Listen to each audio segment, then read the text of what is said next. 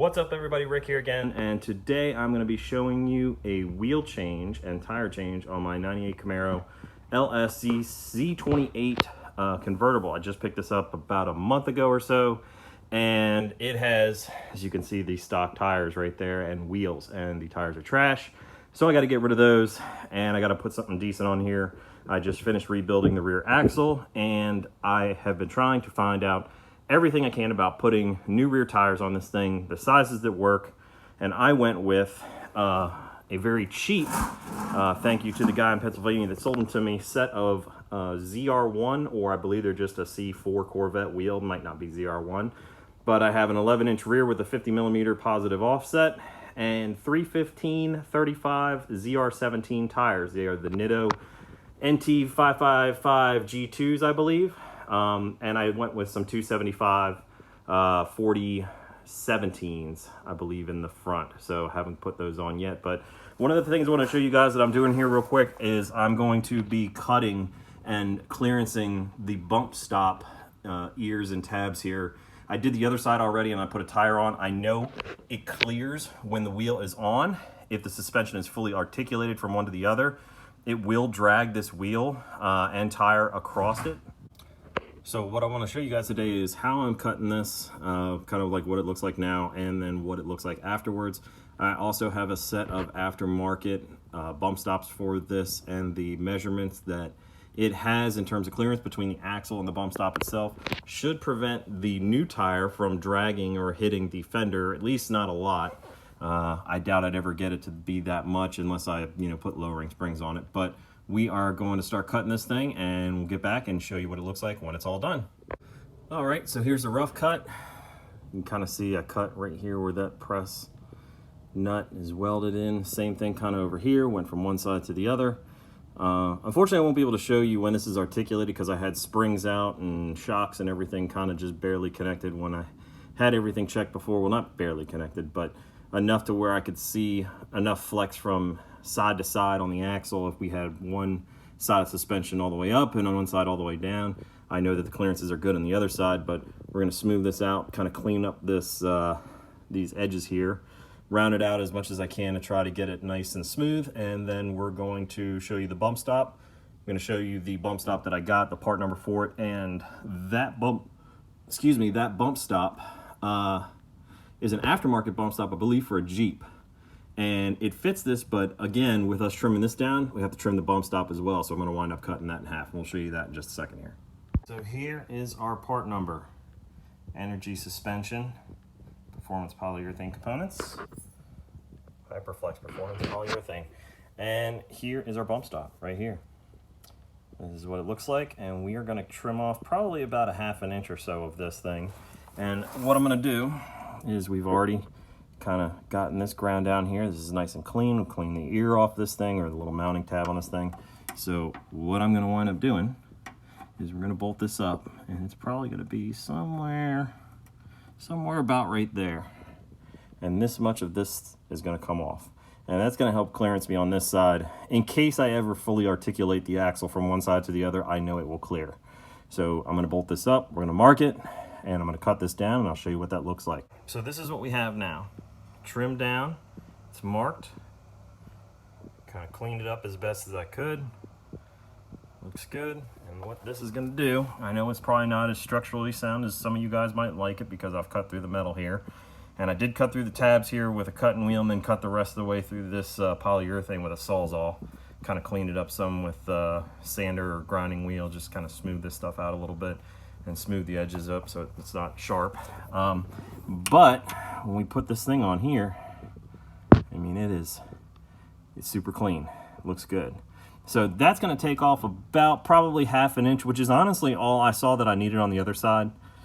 And it's probably going to be relatively similar on this side. I'm not 100% sure, but we're going to put this thing together and I'm going to paint it up, and we'll see what that looks like. All right, guys, so I ran into a bit of a problem with clearance on this side. Apparently the geometry on the driver's side makes the wheel pitch just a little bit different when the suspension is lifted, even from the axle or even from the frame, with the axle full droop on both sides. So I actually did nick this just a little bit on the wheel of the wheel that I just put in, and it's going to have to get trimmed back essentially about what you see right here.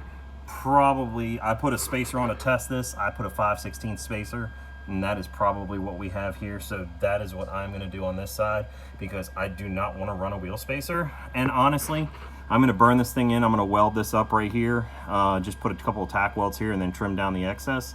And then you use this bolt kind of here as, you know, or this nut and this bolt, the original one, just as a placeholder. You could honestly put just like a regular nut on here and it would probably be fine, but I kind of wanted to make it stop, sort of. So that's what I'm doing to get this solution figured out, or this issue figured out, and get it a solution. So we'll see how this works. I'm going to put this together, like I said, tack it up, grind it back down, get the most I can out of this thing, and we're going to try and fit it up again and see if it clears, and I'll show you guys what's happening there. Alright, so I finally said batten down the hatches. I went ahead and just flattened everything essentially up until where I had this part flush right here. This centerpiece right here looked like it was just barely touching the tire, so now it's hard to tell if you look down from here, maybe from the side. It is all flat. I just got the hammer out, beat it like it stole me money, and took metal away from it like it owed me some. So this is about as flush as I can get it, and I have a feeling this is going to work. I can't imagine it's going to scrape on anything now. It was just barely tapping the tire or the rim protector on this hump right here when I had it jacked up. So I'm going to put this wheel back on, and hopefully this gets it. Fingers crossed. Alright, so that is both sides, rear tires off the ground, suspension at full droop, and it is about, I'd say about a 1/4 inch away from it, between 1/4 and 1/2, maybe 3/8, probably closer to 1/4. And I mean, it's just barely on this one side here where this back screw is. It's just barely touching the hairs on the new tire. So with the suspension at full droop, I'm not really too concerned about that. As long as it doesn't touch, obviously you can see it clears the rim plenty, but we're not too concerned about it hitting the tire. You know, if we come up off this thing suspension wise and hit a major bump, rub the tire a little bit, maybe, if it wasn't touching, or if it was touching just a little bit, but would still clear the rim. So I'm not too worried about it. You know, the geometry of this rear end and the suspension is what's kind of causing this side to be a little more troublesome than the other, but the other side is in good shape. We got plenty of clearance over there. So this side is my problem child, and I think we got it squared away. So that is what I had to do. Way more work than I expected to get this thing clearance down and then get this bump stop on here and make it look nice, but that's it. So we're going to keep on closing out with this thing, and hopefully the rest of the video kind of gives you what I got going on to finish this up. Hopefully that helps. I'm going to take a quick measurement so I can give you guys an idea as to what we got measurement-wise between the bump stop and the axle right now. And this is with a tire on the other side and with the axle lifted up through the center at the differential. So we're going to take a measurement real quick, see what we got, and then we'll measure the tire when we get this thing out and on the ground. So we are on the area where the bump stop would make contact, right about there, and we are going to see about,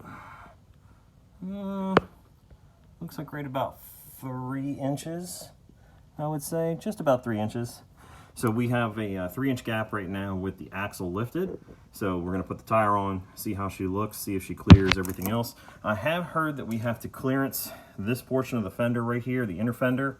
I did not have to do that with the other side. I was able to reach a hand back inside here, actually get my fingers in between the tires with the 315s on this 11-inch, and it was okay. So didn't have to pound anything with a hammer on this side or the other side. Well, not the other side, this side as of just yet. So we'll find out here in a minute. We'll put the tire on and see if it needs to be hammered in there. We'll see.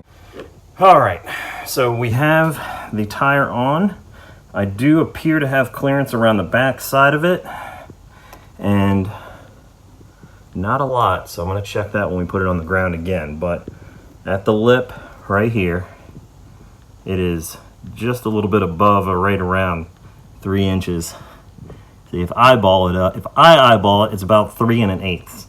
So I will hopefully tuck enough tire, because it's right on the edge with this thing. I know you guys probably can't see it, but I'll tuck enough tire with the lip of that tire on this fender that hopefully I won't have to roll it, unless until maybe I lower it down another inch or so, but I don't really plan on doing that. This is just kind of a cruiser, not really looking for crazy suspension performance out of it, but see if I can get a good view of what the clearances are like back here in the back.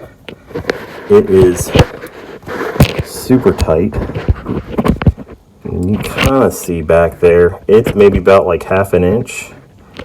It's really tough to say. It's actually not that bad around the backside here, but at the very front of the tire, there's a couple of protrusions from the inner fender that are super close. Right about here is where you can see it the most. See if I can get up under here. Show you about where this lower arm here is and about where we're at. Pretty good in terms of clearance here. Plenty there. But like I said, coming up into here, this video is probably going to look really super wonky. Flip the camera around. Really getting that on YouTube to work properly. So I'm going to say it does clear. Everything looks pretty good. Like I said, I guess setting it on the ground, bouncing around in it, maybe taking it for a drive, seeing what it does when it actually drives, you know, is probably going to be a determining factor. If I start to rub on bumps or something like that, I'll have to make adjustments. But I really don't want to burn through too much of this factory coating on the inner fender. This car is so original, it's in such good shape. Nothing on the back side here. And I don't even need to really show you it. I mean, you can, tons of room here with this offset. It's easy. Plenty. I can fit my whole finger, fits between everything, including back here. We got full finger length here between the edge of the tire or the rim protector, which is like right down here. So plenty of space up above and back. Only the front side here, which like I said, I've heard people have had to clearance this before, but it's just, I guess, malleting this thing down. That is about what it's going to look like, even when sitting on the ground. So I will get this trunk closed, get this jack out, get this front wheel on, and give you guys an idea of what it looks like when they're both on. Alright everybody, got a little late in the day, had to stop recording and get this thing out on a road test. Just want to show you guys some before and after pictures and how it looks with the new wheels and tires on there. Everything rode good, no crazy bumps, scrapes, or anything like that. Tires are super smooth, so the Nittos ran great. Just wanted to say thank you to the guy in Pennsylvania on Marketplace who got me hooked up with these wheels. They look amazing. And also to SimpleTire.com. They were super easy to deal with online. Cheapest price I could find on these tires. And also thank you to my buddy Jimmy for getting these things mounted up, balanced, and on the road for me. So hopefully this helps anybody else with their F-body Camaro and Trans Am and their decision-making process for buying wheels and tires for this thing. You guys have a good evening. Enjoy the rest of your day, and I will see you guys later.